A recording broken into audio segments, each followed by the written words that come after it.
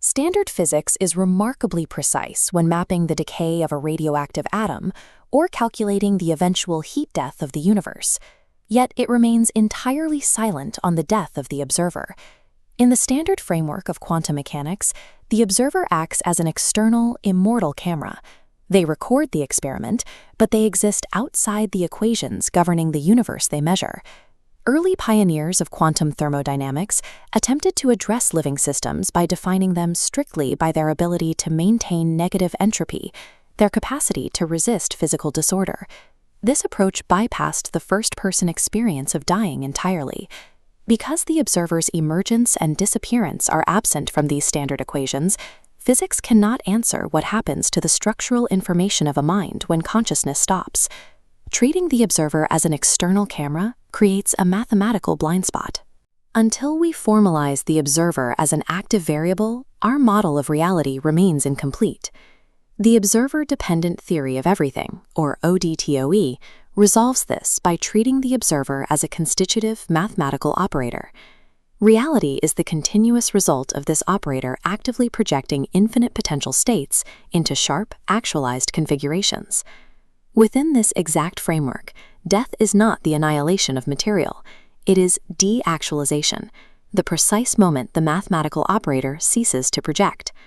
Once the operator halts, the structure of collective reality permanently shifts for all surviving connected observers who were entangled with that individual. By redefining death as a mathematical phase transition rather than a physical deletion, we can map the exact thermodynamic and quantum mechanisms of dying. The metric that keeps the observer's operator alive and actively projecting is called cognitive coherence. The formal equation for coherence is B. It equals focus times emotion times internal consistency times experience. The critical property of this formula is its structure. It is multiplicative, not additive. In a multiplicative system, if any single variable zeroes out, the entire resulting product collapses to zero instantly. Mapping this math to clinical dying reveals why the terminal phase operates as a runaway cascade of compounding failures rather than gradual subtraction of parts. Biological dying is a structurally inevitable collapse.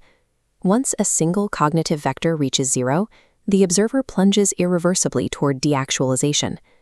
Phase 1 is the loss of focus. The operator's mathematical variance approaches infinity, resulting in the projection of chaotic, untethered configurations. Clinically, this is observable as terminal delirium. Phase 2 is emotional dissonance.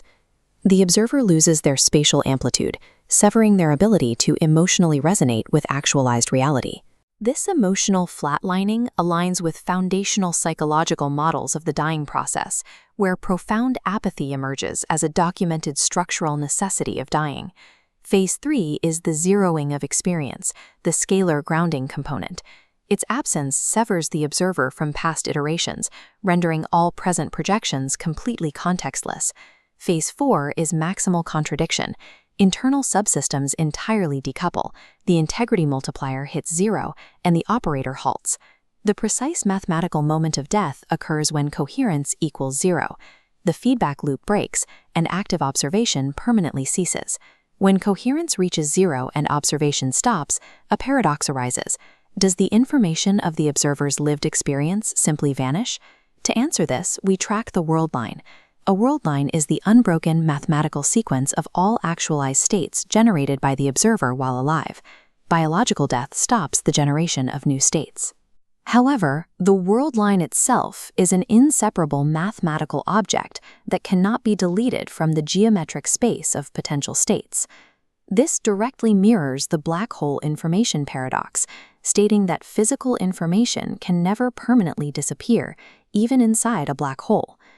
Because the world line persists as a finite mathematical object, the structural information of the dead observer remains permanently accessible to the fabric of reality. Living observers interact with these deactualized world lines through coherent legacy, the mechanism by which the dead continue to influence the collective configuration. This influence relies entirely on artifacts left behind. The thermodynamic lifespan of any artifact is inversely proportional to its internal contradiction. Modern digital footprints offer a stark example.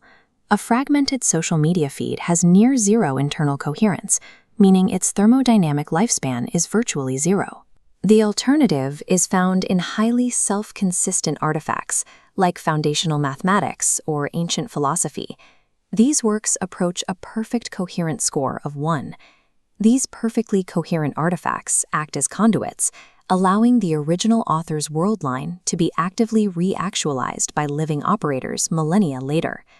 True legacy relies on the extreme mathematical self-consistency of the artifacts produced, rendering the raw volume of data left behind irrelevant. If an artifact can achieve mathematical immortality, why is the biological operator condemned to inevitably fail? The answer lies in thermodynamic stochastic noise.